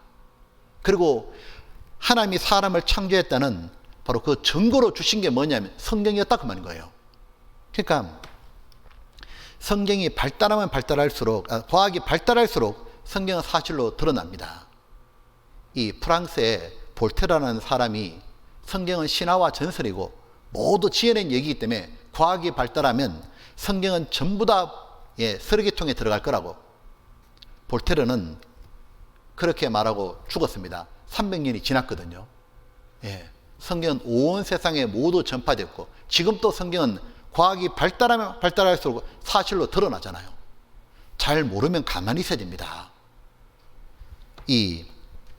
우리 시대에 보셔요. 이 똑똑한 분, 이 왈더 스미스라는 분입니다. 이분은 우리하고 좀 다른 분입니다. 왜냐하면 세계의 박사학위를 소유한 그것도 주립대 교수였습니다. 미국에. 그러니까 박사 한 개 받기도 힘든데 보통 똑똑한 분이 아니잖아요. 이분이 원래 무신론자였답니다. 근데 이분이 연구하다가 연구할수록 하나님을 발견하고 나중에 생명, 인간, 종, 우주의 기원 이런 기획을 진행했는데 이렇게 말했습니다. 성경은 과학 교과서도 아니고 과학적 전문용어로 쓰여지지도 않았습니다. 그러나 성경은 여러 과학적 현상들을 누구나 이해할 수 있는 평범한 문장으로 정확하게 말씀하고 있습니다. 그래서 성경을 배우면 이 구절을 알게 됩니다. 시편 33장 4절인데 같이 읽어볼까요? 여호와의 말씀은 정직하며 그 행사는 다 진실하시도다. 자, 여기에서 제일 중요한 단어가 뭡니까? 정직, 진실. 그럴 줄 알았어요. 중요하죠. 하나님은 정직하기 때문에 말과 행사가 다 진실하신 거예요. 사람은 누구나 정직한 사람을 좋아하고 자기도 정직한 사람 되고 싶지만 안 되잖아요. 불리하면 거짓말하고 또 몰라서 거짓말도 하고 속이기도 하고. 그러니까 사람은 정말 믿을 만한 존재가 못 되잖아요. 근데 하나님은 얼마든지 우리가 믿어도 됩니다. 왜? 하나님은 정직한 분이기 때문에 하나님 말씀인 성경도 모두 진실인 거예요. 모두 다 사실이다 그 말이에요. 얼마든지 믿어도 되는 분이 바로 하나님입니다. 근데 이 시편에서 제일 중요한 단어는 바로 다자라는 단어입니다. 다. 성경 창세부터 요한계시록까지가 전부 다 뭐냐 하면 사실이다 그 말이에요. 전부 다. 즉 이 성경에 천국 지옥 얘기도 모두 사실이다 그 말이에요. 반드시 천국을 가야 됩니다. 오늘 드린 말씀 중에 이제 제일 중요한 말씀 드려보겠습니다. 그러면 하나님은 사람을 왜 창조하셨을까요? 무엇이든지 만드는 데 목적이 있잖아요. 그럼 하나님도 사람을 창조한 목적이 있을 텐데 읽고 말고요. 그걸 성경에다가 우리에게 알려주신 거예요. 읽고 알아라고. 자, 보면 창세기 1장을 보게 되면 하나님 먼저 식물을 종류대로 창조하시고 식물이 있어야 동물이 먹고 살죠. 그 다음에 동물을 창조하시고 그리고 마지막에 바로 사람을 창조하셨습니다. 그러면 동식물은 왜 만드셨냐면 사람 위해서 만드신 거예요. 사람이 살아가는데 동식물이 다 필요하니까 만들어 주신 겁니다. 그러면 사람은 하나님이 왜 창조했냐? 우리를 이 땅에 왜 태어나게 했냐? 아주 중요한 문제죠. 제일 중요한 문제죠. 이유가 뭐냐 하면 바로 하나님을 위해서인 겁니다. 이 하나님을 위해서 창조했단 말이 너무너무 중요한 거예요. 자, 이제는 우리가 하나님이 어떤 분인지를 잘 이해해야 됩니다. 성경 요한일서 4장 16절에 보게 되면 하나님은 사랑이시라. 이 성경을 짜고 짜잖아요. 그러면 두 단어가 떨어지는데 그게 무엇이냐면 사랑이라는 거예요. 바로 하나님은 사랑 그 자체입니다. 하나님은 사랑이신데 사랑은 혼자 하는 게 아니죠. 주고받아야 대상이 필요하죠. 바로 하나님은 사람을 왜 창조했냐? 하나님을 위해서 창조했다는 말은 다른 쉬운 말로 하나님의 사랑의 짝으로, 사랑을 주고받을 대상으로 사람을 지었다 그 말이에요. 그렇기 때문에 하나님 보실 때 사람은 너무너무 소중한 거예요. 사랑의 짝이기 때문에. 이 사랑은 또한 서로 격이 같아야 주고받죠. 이를테면 바퀴벌레하고 사람하고는 사랑을 나눌 수가 없죠. 걔는 벌레고 나는 사람인데. 예. 그래서 하나님께서 사람을 다른 모든 피조물하고 다르게 아주 특별하게 창조했습니다. 어떻게 창조했냐? 하나님과 사랑을 나눌 수 있도록 하나님하고 격이 같도록 바로 하나님처럼 창조한 거예요. 하나님처럼 창조했다는 게 뭐예요? 예. 하나님은 영이시니 그랬잖아요. 바로 하나님을 닮게 하나님의 형상대로 영적 존재로 인간을 창조했다 그 말인 거예요. 자, 한번 보시죠.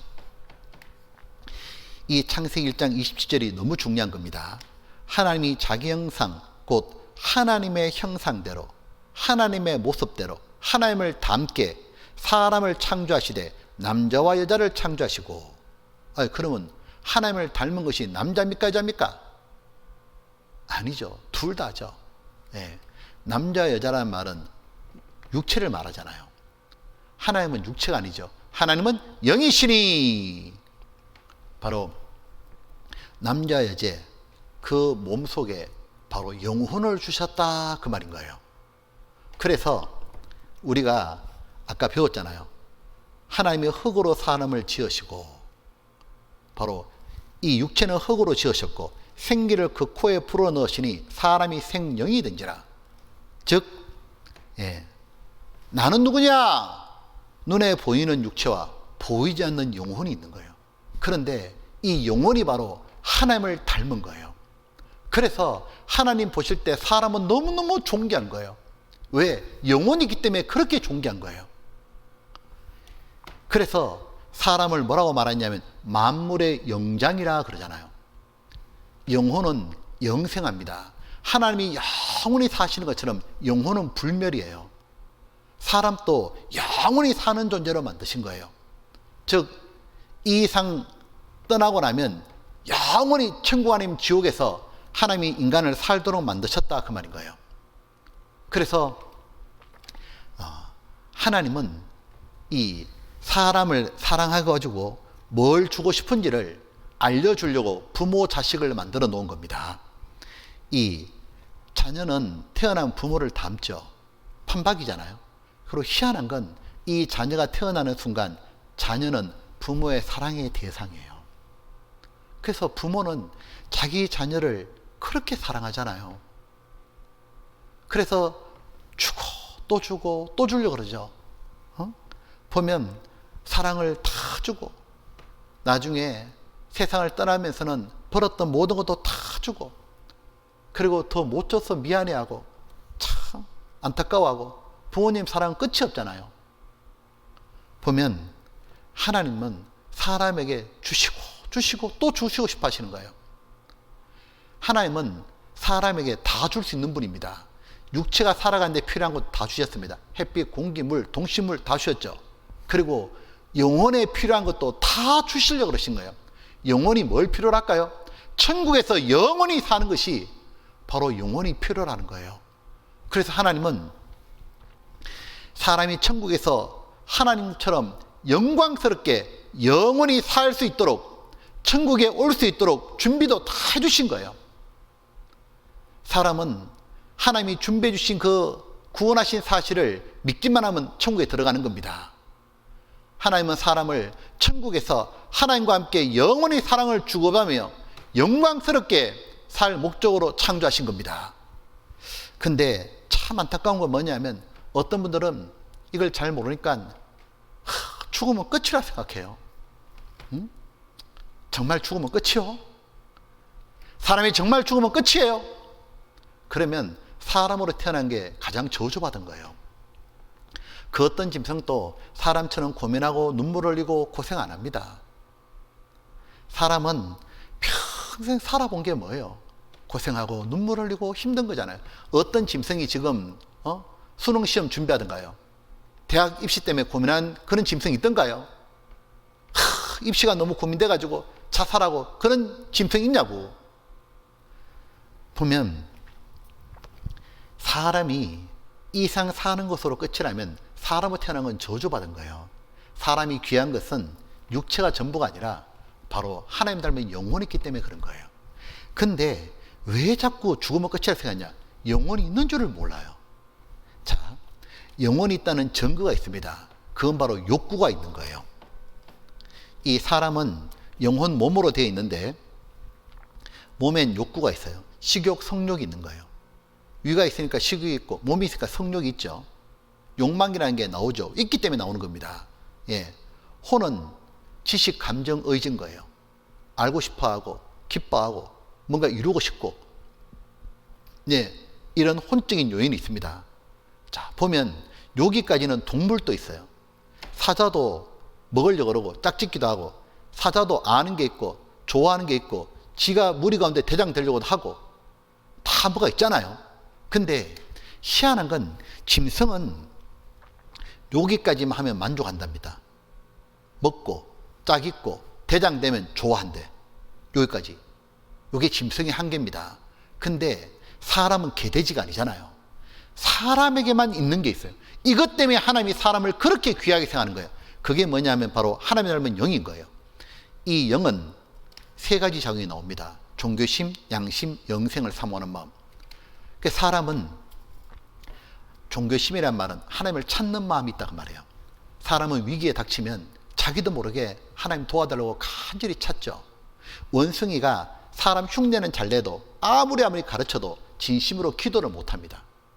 사람은 그런데 배우지 않아도 저쪽 미개인이든 동서고금을 물어나고 위기에 닥치면 자기도 모르게 간절히 하나님을 찾아요. 진짜 신이 누군지 모르니까 우상 만들어가지고 그 앞에서 막 복 달라고 빌기도 하잖아요. 그게 뭡니까? 하나님을 찾는 그 마음이에요. 바로 영이 있다는 증거예요. 그리고 사람은 양심이 있기 때문에 죄를 지으면 괴로워요. 가책을 느껴요. 그리고 이 죄를 해결하고 싶어해요. 사형수가 죽기 전에 마지막 남기고 싶은 말이 뭐라냐고 물어보면 희한해요. 죽을 마당에 이래 말하죠. 자기가 죽였던 분, 그분과 그의 가족들에게 정말 죄송하다고, 용서받고 싶다고. 죽을 마당에 이 죄를 용서받고 싶다 말하잖아요. 죄를 그렇게 해결하려고 그러는 거예요. 또 하나가 영생입니다. 여기서 말하는 영생은 천국에서 영원히 살고 싶어하는 마음이에요. 천국은 행복이 영원히 가는 곳이에요. 여러분 어떻게 살고 싶어요? 행복하게 살고 싶어요. 그럼 얼마 동안요? 5초 동안요? 그게 아니죠. 5년 동안도 아니죠. 영원히 정말 기쁘고 만족하고 행복하게 살고 싶은 것이 우리의 가장 큰 꿈입니다. 왜 이런 욕망이 있을까요? 천국이 있기 때문에 그런 거예요. 왜 우리가 하나님을 찾을까요? 하나님이 계시기 때문에 그런 거예요. 왜 양심의 죄를 해결해야 한다 생각할까요?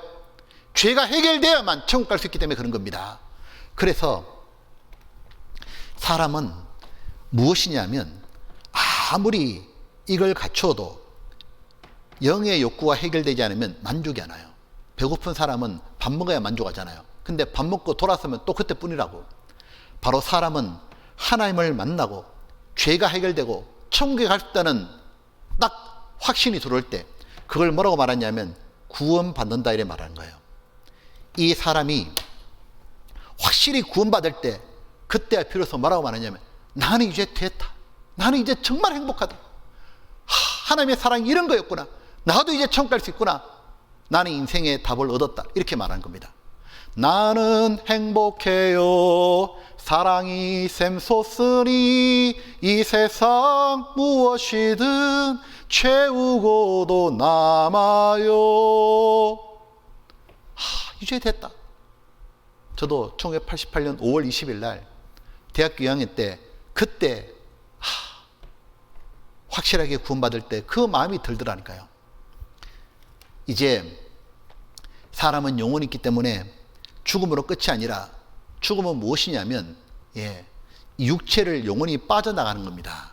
빠져나가서 어떤 일이 있냐면 바로 하나님을 만나는 거예요. 죽음을 이렇게 표현하는 겁니다. 전도서 12장 7절에 보게 되면 흙은 여전히 땅으로 돌아가고 몸은 죽으면 흙으로 돌아가죠. 신은 spirit, 영혼은 그 주신 하나님께로 돌아가기 전에 기억하라. 여기 지금 돌아가기 전에 기억하라 그랬죠. 이 사람이 죽으면 돌아가셨다 그러잖아요. 할아버지가 돌아가셨는데 손자가 5살짜리 아이가 왔어요. 그 아빠가 그 아이한테 얘기하는 겁니다. 얘야, 할아버지 돌아가셨다. 이제 마지막으로 할아버지 얼굴 한번 봐라. 꼬마아이가 딱 오더니 할아버지를 막 봐.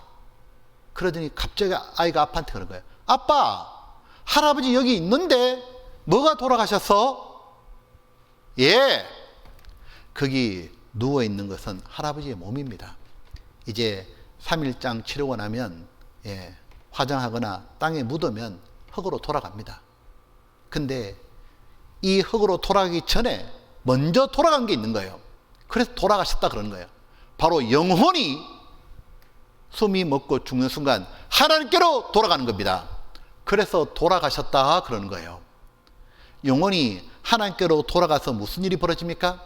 이 세상에 살 동안 그가 어떻게 살았냐에 대한 바로 하나님 앞에서 심판이 있는 거예요. 전도서 12장 14절에 보게 되면 하나님은 모든 행위와 모든 은밀한 일을 선악간에 심판하시리라. 모든 행위와 모든 은밀한 일. 지금까지 살면서 혼자만 아는 죄가 있죠. 내하고 누구하고 지으면 죄가 있죠. 절대로 남에게 말 못한 죄가 있죠. 가까운 친구에게도 말 못한 죄가 있죠. 여러분은 완전 범죄했다고 생각하시죠? 아니요. 하나님 다 지켜보고 계셨고 하나님 앞에 가게 되면 모두 드러내서 심판하신다고 말해요. 이 사람은 바로 죽으면 반드시 하나님을 만납니다. 욥기 19장 26절에 보게 되면 나의 이 가죽 이것이 썩은 후에 내가 육체 밖에서 하나님을 보리라. 바로 육체를 빠져나가는 나, 영혼을 말합니다. 바로 죽는 것은 영혼이 육체 밖을 빠져나가서 하나님 만나러 가는 겁니다. 이 하나님 없다는 분들도 하나님 만나셔야 됩니다. 근데 그냥 만나면 안 돼요. 만날 준비를 해야죠. 즉 하나님을 떳떳이 만날 준비를 해야죠. 천국에 갈 수 있는 자격을 얻어야죠. 만약 그렇지 못하고 그냥 하나님 만나면 그날은 가장 무서운 날로 바뀌는 거예요. 가장 두려운 날, 지가 여러분 삶에서 가장 무서웠던 날, 비교도 안 되는 무서운 날이 오는 겁니다. 하나님을 만나가지고 심판받고 지옥에 떨어지는 날이 오는 거예요. 이 보면 죽었다 살아나는 사람 얘기 들어보셨습니까? 임사체험자입니다. 이 레이먼드 무디라는 이 박사님은 하나님도 안 믿고 천국 지옥도 안 믿다가 근데 이분의 환자들이 죽었다 살아난 얘기를 자꾸 들려주는 겁니다. 나중에 이분이 죽었다 살아난 사람 150명을 직접 만나가지고 책을 냈어요. 그러니까 사실을 기록한 거잖아요. 그 책 내용이 Life After Life, 살고 또 산다 그 말이잖아요. 이 책이 1300만 부가 팔렸습니다. 왜 그러냐면 심장이 멎고 호흡이 멎으면 죽었다고 선언하잖아요. 의사가 죽었다고 선언했는데 20분 뒤에 살아나서 앉아있는 겁니다. 30분 뒤에 살아난 겁니다. 의사가 얼마나 놀랐겠어요. 아니 죽었잖아요. 죽었다고. 근데 그 죽었는 동안 뭘 경험했냐고 물어보니까 이 150명이 공통되는 게 있습니다. 삶에서의 죽음으로 이런 시간 5분에 15분인데 자기 영혼이 스르륵 육체를 빠져나간다는 거예요. 성경 말씀 그대로 빠져나가가지고 죽어있는 자기 시체를 내려다보는 겁니다. 근데 희한한 건 내려다보고 있는데 사람들이 하는 행동, 말하는 거 다 보고 듣는 겁니다. 하나님은 영이지만 다 보고 들으시잖아요. 영이 정말 자기입니다. 다 보고 들었다가 또 하나 경험하는 게 뭐냐면 순식간에 불과 몇 초 사이에 자기가 그동안 살았던 삶이 파노라마 지나간 것처럼 쫙 지나가는데 죄 지었던 거 그게 쫙 떠오른다는 겁니다. 그러다가 멀리 빛으로 가다가 다시 깨어났다 그러거든요. 이 보면 죽으면 영혼이 스르륵 빠져나가서 공중에 떠서 내려다보는 거예요. 사후의 삶 수백 명이 경험했다. 죽음 뒤에 또 다른 세계에 있다. 사후 체험 고백자가 많습니다. 하나님 말씀하시기를 내 하나님 만나기를 예비하라. 하나님은 거짓이 없습니다. 다 진실하시죠. 왜 예배하라 했습니까? 만나기 때문에 예배하는 거예요. 이 보면 하나님은 사람이 하나님을 만날 수 있도록 하나님이 사람에게 주신 것이 있습니다. 그게 바로 성경인 거예요. 이 성경 속에서 죽음 뒤에 무슨 일인지도 알려주시고 성경의 주인공이 예수님입니다. 예수님이 하신 일도 알려주는 거예요. 예수님은 죄 많은 우리들을 천국에 넣어주려고 오신 분입니다. 인간의 죄를 해결하고 천국에 넣어주러 오신 분이기 때문에 예수님이 이렇게 말씀했습니다. 나는 길이요 진리요 생명이니 나로 말미암 자고는 아버지께 올 자가 없느니라. 예수님이 바로 천국 보내주는 길입니다. 그리고 예수님이 바로 진리 말씀입니다. 그때 영원한 생명을 얻을 수 있는 겁니다. 누구든지 성경을 보게 되면 하나님을 발견하고 구원 얻도록 되어 있는 겁니다. 여러분, 이렇게 성경 배울 수 있는 기회 주어진 것은 진짜 축복입니다. 이 기회를 절대로 놓치면 안 돼요. 만약 하나님이 오늘 우리를 성경을 안 부르고 죽음으로 불렀으면 어떡할 뻔했어요. 그 광주 54번 버스 만약 여러분이 타고 있었다면 어떻게 될 뻔했어요. 여러분은 하나님 만날 준비 하나도 못한 상태로 그대로 죽음 건너갔다면 어떻게 되겠어요? 죄 때문에 하나님께 심판받고 지옥에 가야 되는 겁니다. 근데 하나님이 여러분에게 정말 이 구원받을 기회를 주신 거예요. 이 기회를 놓치면 안 됩니다. 절호의 기회가 온 겁니다. 하나님이 우리에게 약속한 게 있습니다. 자, 이겁니다. 너희가 전심으로 나를 찾고 찾으면 나를 만나리라. 하나님은 만나준다 약속했거든요. 하나님 약속하면 꼭 지킵니다. 근데 우리도 해야 될 게 있죠. 조건이 뭐냐? 전심으로. 대충 듣고 이게 아니라 진짜 한번 내가 제대로 들어보자. 딱 5일 듣는 건데 내가 진짜 한번 제대로 들어보자. 그리고 찾고 찾으면 한 번만 들어서 안 된다 그 말이잖아요. 5일 동안 정말 꾸준히 듣잖아요. 하나님 약속 지키거든요. 하나님 만납니다. 제가 구원받을 때입니다. 대학교 2학년 때 저는 친구가 듣자 그래가지고 하루만 들으려고 그러다가 내가 한번 들어봐야겠다. 둘째 날 딱 듣고는요. 하나님 정말 살아계시네. 이 성경에 하나님 말씀이 맞구나. 알고 진짜 구원받게 됐습니다. 그래서 이번에 꼭 듣고 특별히 내일 말씀 꼭 듣잖아요. 하나님 계신 거 확실히 발견할 겁니다. 모두 그렇게 구원받았으면 좋겠습니다. 기도하겠습니다. 아버지 하나님, 우리에게 이런 기회 주신 것을 감사합니다. 이번 기회를 통해 모두 하나님을 발견하고 다 하나님의 사랑을 깨닫고 천국 갈 수 있는 구원을 얻도록 도와주시옵소서. 우리를 사랑하시는 예수님 이름으로 기도드렸습니다. 아멘. 수고하셨습니다.